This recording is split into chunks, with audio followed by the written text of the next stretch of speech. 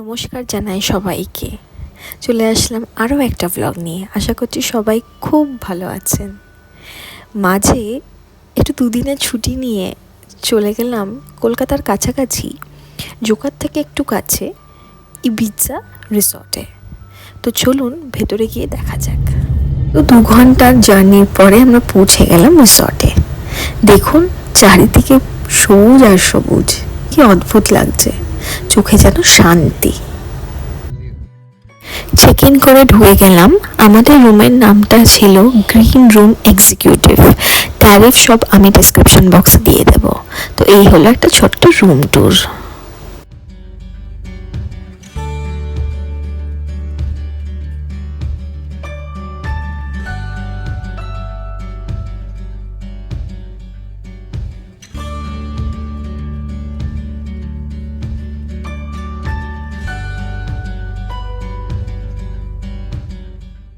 এবার আসবো এই রুমটার মেইন অ্যাট্রাকশানে।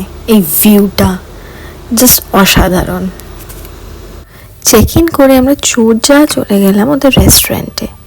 অনেক রকম খাবার ছিল, ভীষণ খিদে পেয়েছিল, তো আমাদের পছন্দ মতন অর্ডার করে আমরা খেয়ে নিলাম লাঞ্চ। যদি তোমরা কেউ ইবিজাতে আসতে চাও 1 দিন বা 2 দিনের জন্য, খুবই একটা সুন্দর আর ভালো জায়গা, আর বাচ্চাদের জন্য তো খুবই ভালো।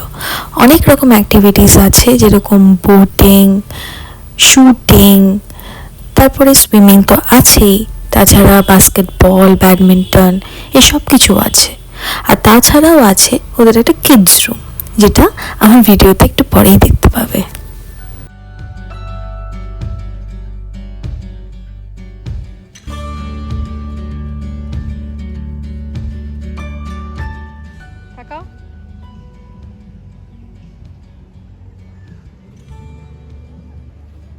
পাঁচটা তুমি মারবে, 5টা আমি মারবো, ঠিক আছে?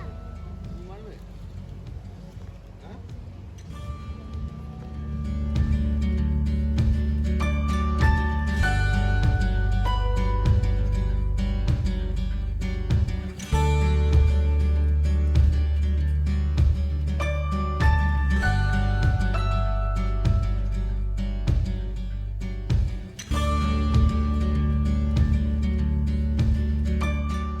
এইসব অ্যাক্টিভিটিস সেদিন করার পর সোজা চলে গেলাম রেয়াংশের পছন্দের জায়গায়, সেটা হলো সুইমিং পুল। বেশ অনেকক্ষণ কাটালাম, আর এই গরমেতে আহা কি আরাম।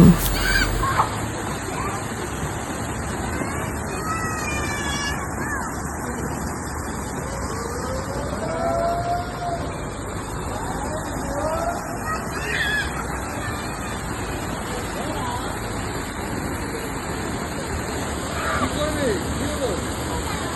হাম দিয়ে ডুবে যাবে এরা।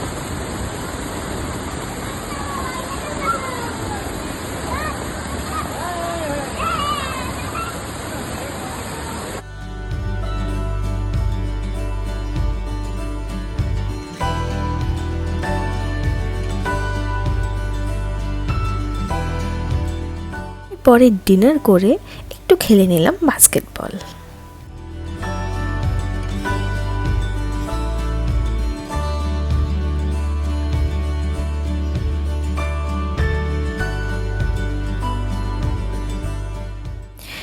পরের দিন ব্রেকফাস্টে ছিল বুফে।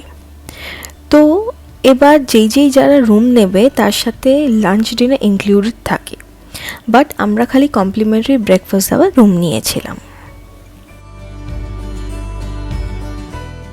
পরের দিন আমাদের শিফট হওয়া ছিল অন্য একটা রুমে, কারণ যে ওই রুমটা আমরা 2 দিন পাইনি, বিকজ প্রথমে আমরা প্ল্যান করেছিলাম 1 দিনই থাকবো। তো এই রিসর্টের পেছন দিকে একটা এরিয়া আছে, ওখানে কিছু বিল্ডিং আছে, মানে স্টেইং আছে, ওখানে কিছু ফ্যামিলিজরাও থাকে ফ্ল্যাটে, আর কিছু কিছু এই রিসর্টের নেওয়া। তো আমরা ওখানে গিয়ে চেঞ্জ করলাম।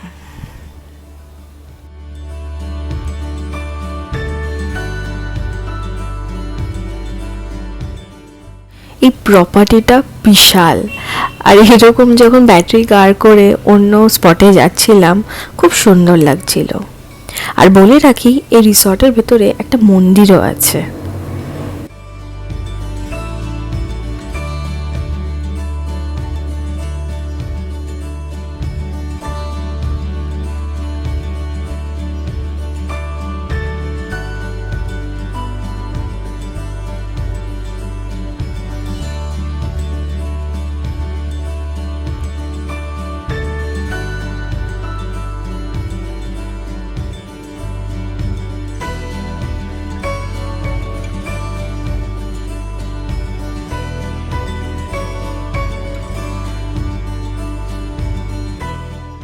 এই রুমটা বেশ বড় হলেও আমাদের ঠিক মন বসছিল না।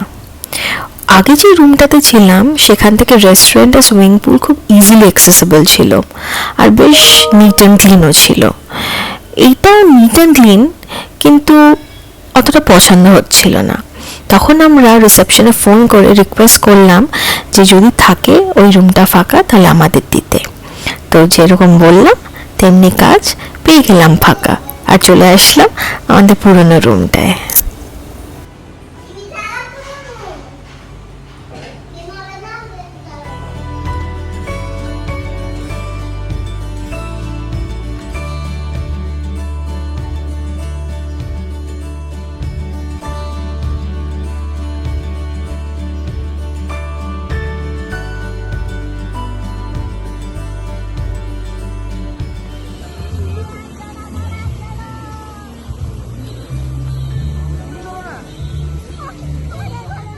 তো লাঞ্চের পরে একটু আমরা ইনডোর গেমস খেললাম, তারপরে ডিনার করে একটু সুইং চললো রেয়াংশ, আর একটু পাখি আর কয়েকটা খরগোশও ছিল, ওগুলো একটু ঘুরে ঘুরে দেখলাম।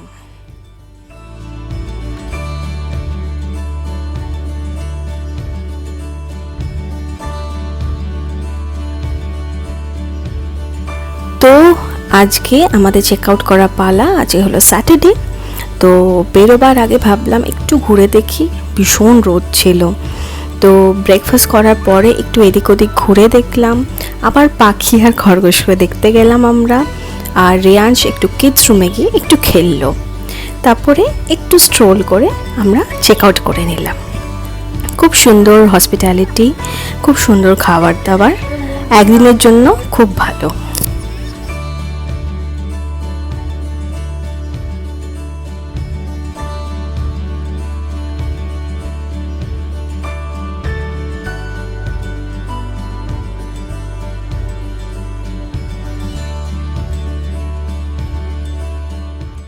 এখানকার সবচেয়ে অ্যাট্রাকটিভ হলো এই প্রপার্টিটা আর গ্রিনারি। খুব সুন্দর লাগবে যদি উইন্টার টাইমে তোমরা ঘুরতে যাও।